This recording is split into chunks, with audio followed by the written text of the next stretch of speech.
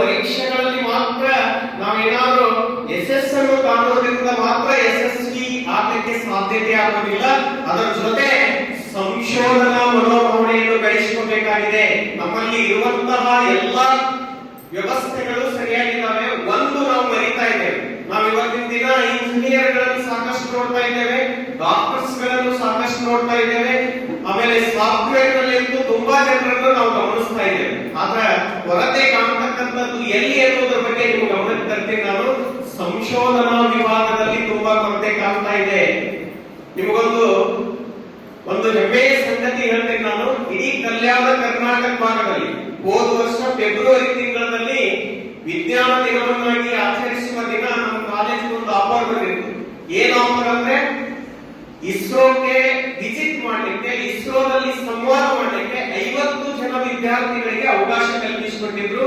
ನಮ್ಮ ದ್ವಿತೀಯ ಪಿಯುಸಿಯಲ್ಲಿ ಈಗ ಏನು ಓದ್ತಾ ಇದ್ದಾರೆ, ಪ್ರಥಮ ಪಿಯುಸಿ ಮುಗಿಸಿ ದ್ವಿತೀಯ ಪಿಯುಸಿಗೆ ಪಾದಾರ್ಪಣೆ ಮಾಡಿರ್ತಕ್ಕಂಥ 50 ವಿದ್ಯಾರ್ಥಿಗಳಿಗೆ ಇಸ್ರೋದಲ್ಲಿ ವಿಜ್ಞಾನಿಗಳ ಜೊತೆ ಸಂವಾದ ಮಾಡಲಿಕ್ಕೆ, ಅಲ್ಲಿ ಇರ್ತಕ್ಕಂಥ ಏನು ಸ್ಯಾಟಲೈಟ್ ಗಳನ್ನ ಯಾವ ರೀತಿಯಾಗಿ ತಯಾರಿಸ್ತಾರೆ ಅನ್ನತಕ್ಕಂಥ ಅವಕಾಶಗಳನ್ನು ಪಡೆದುಕೊಳ್ಳಿಕ್ಕೆ ಗೊತ್ತಿರ್ತಕ್ಕಂಥ ಒಂದು ಅವಕಾಶ. ಅದು ನಮ್ಮ SKR ಶಿಕ್ಷಣ ಸಂಸ್ಥೆಗೆ ಅನ್ನೋದು ತುಂಬಾ ಹೆಮ್ಮೆಯಿಂದ ಹೇಳ್ತೀನಿ ನಾನು.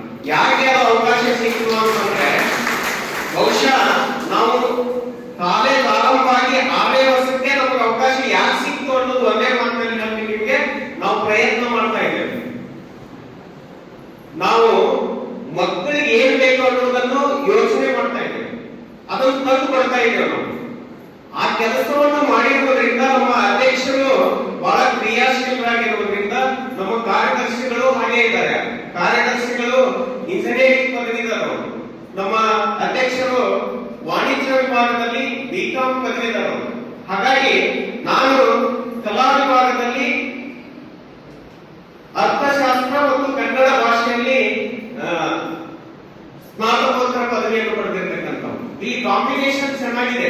ಹಾಗಾಗಿ ಆ ಕಾಂಬಿನೇಷನ್ ಮೂಲಕವಾಗಿ ನಾವು ಏನ್ ಮಾಡ್ತಾ ಇರ್ತೀವಿ ಅಂದ್ರೆ, ದಿನನಿತ್ಯ ಮಕ್ಕಳು ಎಷ್ಟು ಜನ ನಮ್ಮ ಕಾಲೇಜಿನಲ್ಲಿ ಇದ್ದಾರೆ ಅನ್ನೋದು ಮುಖ್ಯ ಅಲ್ಲ ನನಗೆ. ಆ ಇರುವಂತ ಎಲ್ಲ ಮಕ್ಕಳಿಗೆ ನಾವು ಏನ್ ಕೊಡ್ತಾ ಇದ್ದೇವೆ ಅನ್ನೋದು ಬಹಳ ಮುಖ್ಯವಾಗುತ್ತೆ.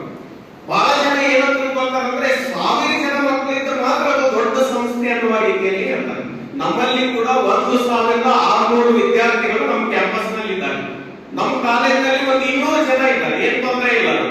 ನಾವು ಅದನ್ನೇ ನಮ್ಮ 1600 ವಿದ್ಯಾರ್ಥಿಗಳೆಲ್ಲರೂ ನಮ್ಮವರೇ. ಆದ್ರೆ ಆ ಕಡಿಮೆ ಸಂಖ್ಯೆಯಲ್ಲಿ ಇರ್ತಕ್ಕಂಥ ವಿದ್ಯಾರ್ಥಿಗಳಿಗೆ ಅವಕಾಶಗಳನ್ನು ದೊರಕಿಸಿಕೊಡ್ತಕ್ಕಂಥ ಕೆಲಸವನ್ನ ನಾವು ದಿನನಿತ್ಯ ಯೋಚನೆ ಮಾಡ್ತಕ್ಕಂಥದ್ದು. ನಮ್ಮ ಪ್ರಥಮ ಪಿಯುಸಿ ವಿದ್ಯಾರ್ಥಿಗಳು ಆ ಇಸ್ರೋ ಹೋಗಿ ಬಂದ ಮೇಲೆ ಒಂದು 3-4 ಜನ ಬದಲಾವಣೆ ಆಗಿದ್ದಾರೆ. ಅವ್ರು ಬಂದು ಹೇಳ್ತಾ ಇದ್ದಾರೆ, ಸರ್ ನಾನು ಯಾವ ಸಾಫ್ಟ್ವೇರ್ಗೆ ಹೋಗುವುದಿಲ್ಲ, ಯಾವ ಡಾಕ್ಟರ್ನೂ ಆಗುವುದಿಲ್ಲ, ನಾನು ಏನಾದ್ರೂ ಆಗ್ಬೇಕಂದ್ರೆ ಒಬ್ಬ ಶ್ರೇಷ್ಠ ವಿಜ್ಞಾನಿ ಆಗ್ತೀನಿ, ಅಬ್ದುಲ್ ಕಲಾಂ ಅವ್ರ ತರ ನಾನು ಕೂಡ ಮಿಂಚ್ತೀನಿ ಅನ್ನುವ ಭಾವನೆಯನ್ನು ಆ ಮಮ್ಮಿಯ ಬಾಯಿಂದ ನಾವು ಕೇಳಿದ್ವಲ್ಲ, ಇದಕ್ಕಿಂತ ಮಿಗಿಲಾದ ವಿಚಾರ ನಮ್ಬೇಕಾಗುತ್ತೆ. ನಾವು ಏನೇ ಹೇಳಿಲ್ಲ ಅವ್ರಿಗೆ, ಕಳಿಸಿದ್ವಿ, ಬಸ್ ನಲ್ಲಿ ಹೋದ್ರು ಬಂದ್ರು, ಇಳಿಸಿದ್ವಿ, ಅವ್ರ ಮನೆಗೆ ಅವ್ರು ರಜದಲ್ಲಿ ಅವಕಾಶ ಸಿಕ್ಕಿತ್ತು ಅವ್ರಿಗೆ. ಆಮೇಲೆ ಮೊನ್ನೆ ಕಾಲೇಜ್ ಆರಂಭ ಆದ್ಮೇಲೆ ಅವ್ರು ಹೇಳಿದ್ರು, ಇಲ್ಲ ಸರ್ ನಮಗೆ ಅದು ಒಳ್ಳೆ ಅವಕಾಶನೇ, ಇನ್ಮೇಲೆ ನಾನು ಒಬ್ಬ ವಿಜ್ಞಾನಿ ಆಗ್ಬೇಕಂತಕ್ಕಂಥ ಆಸಕ್ತಿ ನನ್ನಲ್ಲಿ ಬರ್ತಾ ಇದೆ ಅನ್ನುವ ವಿಚಾರವನ್ನ 4 ಜನ ಮಕ್ಕಳು ಹೇಳಿದ್ರಲ್ಲ ಸಾಕು. ಒಂದು ಸಂಸ್ಥೆಯಲ್ಲಿ 40 ಜನರನ್ನು ವಿಜ್ಞಾನಿ ಮಾಡಕ್ ಆಗುದಿಲ್ಲ. ಇಡೀ 10 ವರ್ಷದಲ್ಲಿ ಒಬ್ಬರು ವಿಜ್ಞಾನಿ ಮಾಡಿದ್ರೆ ಇದಕ್ಕಿಂತ ದೊಡ್ಡ ಸಾಧನೆ ಬೇರೆ ಯಾವುದೂ ಇಲ್ಲ ಅಂತ ನಾನು ಭಾವಿಸಿಕೊಳ್ತಕ್ಕಂಥ. ಹಾಗಾಗಿ ವಿಜ್ಞಾನ ವಿಭಾಗದ ವಿದ್ಯಾರ್ಥಿಗಳಿಗೆ ವೃತ್ತಿ ಜೀವನದ ದ್ವಾರಗಳು ಮತ್ತು ದೇಶದ ಶಕ್ತಿಯನ್ನು ಹೆಚ್ಚಿಸಲಿಕ್ಕೆ ಅವಕಾಶ ಇದೆ. ಇದನ್ನು ನಾವು ಪಡ್ಕೋಬೇಕು ಅಂತಕ್ಕಂಥ ಸಂದೇಶವನ್ನು ನಾನು ಈ ಪ್ರಾಸ್ತಾವಿಕ ನುಡಿಯಲ್ಲಿ ನನ್ನ ಭಾವನೆಯನ್ನು ಹಂಚಿಕೊಳ್ತೇನೆ. ಇನ್ನು ವಾಣಿಜ್ಯ ವಿಭಾಗದ ವಿದ್ಯಾರ್ಥಿಗಳು ಕಡಿಮೆ ಅಂತ ಭಾವಿಸ್ಕೋಬೇಡಿ, ಯಾರು ಕಡಿಮೆ ಅಲ್ಲ. ಈ ಪ್ರಪಂಚಕ್ಕೆ ಎಲ್ಲರೂ ಬೇಕು. ಈಗ ನಾವು ಒಂದು ಕಾಲೇಜ್ ನಡೆಸ್ತಾ ಇದ್ದೇನೆ ಅಂದ್ರೆ ಅಲ್ಲಿ ಪ್ರಿನ್ಸಿಪಾಲ್, ಅಧ್ಯಕ್ಷರು, ಕಾರ್ಯದರ್ಶಿಗಳು ಅಷ್ಟೇ ಬೇಕಾಗುವುದಿಲ್ಲ. ಅಲ್ಲಿ ಸರಿಯಾಗಿ ಮಾರ್ಗದರ್ಶನ ಮಾಡತಕ್ಕಂತ ಪ್ರೊಫೆಸರ್ಗಳು ಬೇಕು. ಸರಿಯಾಗಿ ಮಾರ್ಗದರ್ಶನ ಮಾಡಲಿಕ್ಕೆ ಅವರಿಗೆ ಎಲ್ಲ ವ್ಯವಸ್ಥೆ ಬೇಕು. ಅಂದ್ರೆ ಈ ಕ್ಲೀನ್ ಮಾಡೋರು ಕೂಡ ಅಷ್ಟೇ ಮುಖ್ಯ ಆಗ್ತಾರೆ. ನಮಗೆ ಏನೆಲ್ಲ ಸೌಲಭ್ಯಗಳನ್ನು ಒದಗಿಸಿಕೊಡ್ಬೇಕಾಗಿರುತ್ತಲ್ಲ ಅವರೆಲ್ಲರನ್ನು ಕೂಡ ನಾವು ಗೌರವದಿಂದಲೇ ಕಾಣಬೇಕಾಗಿರ್ತಕ್ಕಂಥದ್ದು ನಮ್ಮ ಜವಾಬ್ದಾರಿ. ಹಾಗಾಗಿ ಯಾವುದೇ ವಿಷಯ ಹೆಚ್ಚು ಇದು ಕಡಿಮೆ ಅನ್ನುವ ಭಾವನೆಗಳಿಂದ ನಾವು ದೂರ ಆಗಬೇಕು.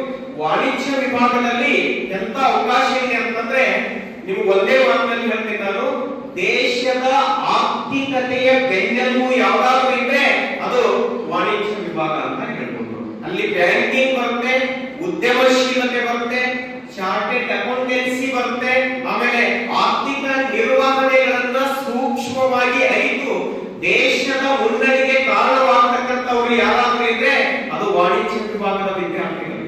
ಅದನ್ನು ನಾವು ಗಂಭೀರವಾಗಿ ಆ ವಿದ್ಯಾರ್ಥಿಗಳು ಅಧ್ಯಯನ ಮಾಡಬೇಕಾದಂತ ಸಂದರ್ಭದಲ್ಲಿ ನಾನು ಒಂದು ಕಿವಿ ಮಾತು ಹೇಳ್ತೇನೆ ನಿಮಗೆ, ಯಾವುದೇ ಕಾರಣಕ್ಕೂ ಕೂಡ ನಾವು ಡೈವರ್ಟ್ ಆಗಲಾರ್ದಂಗ ನಾವು ತೆಗೆದುಕೊಂಡಿರ್ತಕ್ಕಂಥ ವಿಷಯದ ಮೇಲೆ ಹೆಚ್ಚು ಗಮನ ಇಟ್ಟು ಅಧ್ಯಯನ ಮಾಡತಕ್ಕಂಥ ಕೆಲಸ ಕಾರ್ಯಗಳಲ್ಲಿ ತೊಡಗಬೇಕು.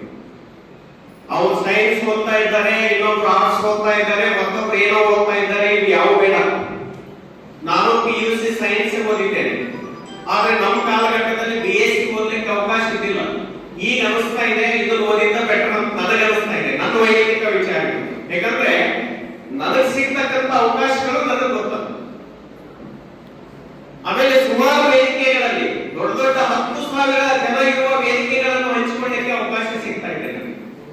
ಕೆಲವೊಂದು ಅನಿಸ್ತಾ ಇತ್ತು, ನಮ್ಮ ಸ್ನೇಹಿತರೆಲ್ಲ ಲಕ್ಷಗಟ್ಟಲೆ ಸಂಬಳ ತಗೊಳ್ಳುವಾಗ ನನಗೂ ಅನಿಸ್ತು ನಾನು ದೊಡ್ಡ ತಪ್ಪು ಮಾಡಿಬಿಟ್ಟಿಲ್ಲ ಅಂತ ಹೇಳಿ. ಆಗ ಕೆಲವೊಂದು ವಿಚಾರಕ್ಕೆ ಬಂದಾಗ ನಾನು ದೇಶಕ್ಕೆ ಅಲ್ಪ ಕಾಣಿಕೆ ಏನಾದರೂ ಕೊಡ್ಲಿಕ್ಕೆ ಅವಕಾಶ ಸಿಕ್ಕಿದೆ ಅಲ್ಲ ಸಾಕು ಅನ್ನುವ ರೀತಿಯಲ್ಲಿ ಯೋಚನೆ ಮಾಡ್ತಕ್ಕಂಥದ್ದು. ಅದಕ್ಕೆ ಯಾವ ವಿದ್ಯಾರ್ಥಿಗಳು ಕೂಡ ನಿಮ್ಮಲ್ಲಿ ನಾನು ವಿನಂತಿ ಮಾಡಿಕೊಳ್ತೇನೆ, ಯೋಚನೆ ಮಾಡಬೇಕಾಗಿದ್ದು ಪಾಸಿಟಿವ್ ಥಿಂಕಿಂಗ್, ಯಾರು ನೆಗೆಟಿವ್ ಆಗಿ ಯೋಚನೆ ಮಾಡಬೇಡಿ. ಯಾರು ಹೆಚ್ಚು ಯಾರು ಕಡಿಮೆ ಈ ಭಾವನೆಗಳನ್ನ ಮೊದಲು ದೂರಿ. ನಾನು ಅದಕ್ಕೆ ನಿಮ್ಮನ್ನ ಮೊದಲನೇ ದಿನ ವಿಚಾರಗಳನ್ನ ಹಂಚಿಕೊಳ್ಳಲಿಕ್ಕೆ ಕರೆದಿರ್ತಕ್ಕಂಥ ಉದ್ದೇಶ ಇದಕ್ಕಾಗಿದೆ. ನಿಮ್ಮ ಭಾವನೆಗಳೇನಿದಾವಲ್ಲ ಅವು ಯಾವುದಕ್ಕೂ ಕೂಡ ಅಂದ್ರೆ ಸಾಧನೆ ಮಾಡಲಿಕ್ಕೆ ನಿಮ್ಮ ಭಾವನೆಗಳೇನಿದಾವಲ್ಲ ಅವ್ರು ಒಬ್ಬರೇ ಇದ್ರೂ ಕೂಡ ಅವ್ರಿಗೆ ನಾವು ಪ್ರೋತ್ಸಾಹ ಕೊಡ್ತೀವಿ. ಒಬ್ಬರೇ ಇದ್ರೂ ಸಾಕು, ನಾವು ಪ್ರೋತ್ಸಾಹ ಕೊಡ್ತೀವಿ. ಅವ್ರು ಏನ್ ಮಾಡ್ತೀವಿ ಅಂತಾರೆ ಅದಕ್ಕೆ ನಾವು ಏನ್ ಮಾಡ್ತೀವಿ, ಮಾರ್ಗದರ್ಶನ ಮಾಡ್ತೀವಿ. ಈ ಕೆಲವೊಂದಿಷ್ಟು ಜನ ನಮ್ಮ ಸೆಕೆಂಡ್ PUC ಅಲ್ಲಿ ಇರೋ ಇಬ್ಬರೇ NDA ಮಾಡ್ತೀವಿ ಅಂತ ಹೇಳ್ತಾ ಇದ್ದಾರೆ, ಅವರಿಗೆ ಅವಕಾಶ ಕೊಡ್ತಾ ಇದ್ದೀವಿ. ನಾವು ಅವ್ರಿಗೆ ಸಪರೇಟ್ ಆಗಿ ಕರೆದು ಅವ್ರು ಏನೇನು ಮಾಡ್ಬೇಕನ್ನೋದು ಅವರಿಗೆ ಏನು ಮಾರ್ಗದರ್ಶನ ಮಾಡಬೇಕಾಗಿದೆ ಅವುಗಳನ್ನೆಲ್ಲವನ್ನು ಕೂಡ ನಾವು ಮಾಡ್ತಕ್ಕಂಥ ಕೆಲಸವನ್ನು ಮಾಡ್ತಾ ಇದ್ದೇವೆ. ಅಂದ್ರೆ ವಿಜ್ಞಾನ ಓದತಕ್ಕಂಥ ವಿದ್ಯಾರ್ಥಿಗಳಿಗೆ ಕೆಲವೇ ವಿಚಾರಗಳಿರುವುದಿಲ್ಲ, ಹಲವಾರು ಕಾರ್ಯಗಳಿರ್ತವೆ. ಹಾಗಾಗಿ ನಮ್ಮ ವಾಣಿಜ್ಯ ವಿಭಾಗದಲ್ಲಿ ಹೋದ ವರ್ಷ ಒಬ್ಬನೇ ಒಬ್ಬ ವಿದ್ಯಾರ್ಥಿ CA ಫೌಂಡೇಶನ್ ತೆಗೆದುಕೊಂಡಿಲ್ಲ, ಆದ್ರೆ ಅವರು ಕ್ಲಿಯರ್ ಮಾಡ್ಕೊಂಡ. ನಮ್ಗೆ ಇದಕ್ಕಿಂತ ಖುಷಿ ಬೇರೆ ಏನು ಬೇಕಾಗಿಲ್ಲ. ಈ ವರ್ಷ ಇಬ್ಬರು ವಿದ್ಯಾರ್ಥಿಗಳು ತೆಗೆದುಕೊಂಡಿದ್ದಾರೆ, ಅವ್ರಿಗೆ ಏನಾದ್ರು ಪರೀಕ್ಷೆ ಮುಗಿದ್ಮೇಲೆ ಗೊತ್ತಾಗ. ಪ್ರಸ್ತುತ ವರ್ಷ ಸುಮಾರು ಜನ ತೆಗೆದುಕೊಂಡಿದ್ದಾರೆ. ಪ್ರಸ್ತುತ ವರ್ಷದಲ್ಲಿ ಬಹಳ ವಿಶಿಷ್ಟವಾದ ಸೆಕ್ಷನ್ ಯಾವಂದ್ರೆ ನಮ್ಮ ಕಾಮರ್ಸ್ ಅಂತ ಹೇಳ್ಕೊಳ್ತೀನಿ ನಾನು. ಯಾಕಂದ್ರೆ ತುಂಬಾ ಒಳ್ಳೆಯ ಪರ್ಸೆಂಟೇಜ್ ಇರ್ತಕ್ಕಂಥ ವಿದ್ಯಾರ್ಥಿಗಳು ಈ ಒಂದು ವಾಣಿಜ್ಯ ವಿಭಾಗದಲ್ಲಿ ಬಂದಿರತಕ್ಕಂಥದ್ದು. ಸುಮಾರು ಕಾಲೇಜುಗಳಲ್ಲಿ ಟಾಪರ್ ಆಗಿರ್ತಕ್ಕಂಥ ವಿದ್ಯಾರ್ಥಿಗಳು ಕೂಡ ವಾಣಿಜ್ಯ ವಿಭಾಗದಲ್ಲಿ ಅವರು ಆಯ್ಕೆ ಮಾಡಿಕೊಂಡಿರ್ತಕ್ಕಂಥದ್ದು. ಇದು ತುಂಬಾ ಸಂತೋಷದ ಕ್ಷಣ ಇದೆ. ಯಾಕಂದ್ರೆ ನಾವು ಕೇವಲ ಒಂದೇ ರೀತಿಯಲ್ಲಿ ಹೊರಟು ಬಿಟ್ರೆ ದೇಶ ಯಶಸ್ವಿ ಆಗುವುದಿಲ್ಲ. ಎಲ್ಲರೂ ಬೇಕು ನಮಗೆ, ಎಲ್ಲಾ ಕ್ಷೇತ್ರಗಳಲ್ಲಿ ಪಾಂಡಿತ್ಯವನ್ನು ಹೊಂದಿರತಕ್ಕಂಥ ಮಕ್ಕಳು ಬೇಕಾಗುತ್ತೆ. ಹಾಗಾಗಿ ಇಲ್ಲಿ ನಮಗೆ ವಾಣಿಜ್ಯ ವಿಭಾಗವು ಕೂಡ ಈ ವರ್ಷ ಸುಮಾರು 10 ಜನ ಈಗ ಫೌಂಡೇಶನ್ ತೆಗೆದುಕೊಂಡವರು ನಮಗೆ ಸಂಖ್ಯೆ ಸಿಗ್ತಾ ಇದೆ. ಅಂದ್ರೆ ನಾವು ಪ್ರತಿ ವರ್ಷವೂ ಕೂಡ ಅದು ಹೇಗಾಗಬೇಕಂದ್ರೆ ನಿಧಾನವಾಗಿ ಏರಿಕೆ ಆಗಬೇಕು. ಬಹಳ ಸರಿಯಾದ ರೀತಿಯಲ್ಲಿ ನಾವು ಅವರಿಗೆ ಅವಕಾಶಗಳನ್ನು ಕೊಡಲಿಕ್ಕೆ ಸಾಧ್ಯತೆ ಆಗುತ್ತೆ. ಹಾಗಾಗಿ ನಮ್ಮ ಸಂಸ್ಥೆಯಲ್ಲಿ ಎಲ್ಲಾ ರೀತಿಯಾದಂತಹ ಪ್ರೋತ್ಸಾಹವನ್ನು ನೀಡತಕ್ಕಂಥ ಆಸಕ್ತಿದಾಯಕವಾಗಿರ್ತಕ್ಕಂಥ ವಿಚಾರಗಳಿಗೆ ನಾವು ಹೆಚ್ಚು ಅವಕಾಶವನ್ನು ಕಲ್ಪಿಸಿಕೊಡ್ತಕ್ಕಂಥ ಕೆಲಸವನ್ನು ನಾವು ಮಾಡ್ತೀವಿ. ಆ ಭರವಸೆಯನ್ನು ಕೂಡ ಒಬ್ಬ ಪ್ರಾಚಾರ್ಯನಾಗಿ ನಿಮಗೆ ಕೊಡ್ತಕ್ಕಂಥದ್ದು. ಇನ್ನು ಬಹಳ ಮುಖ್ಯವಾದ ವಿಷಯಕ್ಕೆ ಬರ್ತೀನಿ ನಾನು. ಇದು ನಮ್ಮ ದೇಶಕ್ಕೆ ಒಂದು ರೀತಿ ಕಂಟಕವಾಗ್ತಾ ಇದೆ. ಏನು ಅನ್ನೋದು ನಿಮ್ಗೆಲ್ಲರಿಗೂ ಗೊತ್ತಿದೆ. ಏನು ಅನ್ನೋದು ಅಂತಂದ್ರೆ ಸಂಸ್ಕಾರದ ಕೊರತೆ ಎದ್ದು ಕಾಣ್ತಾ ಇದೆ. ಇದಕ್ಕೆ ಯಾರ ಜವಾಬ್ದಾರಿ?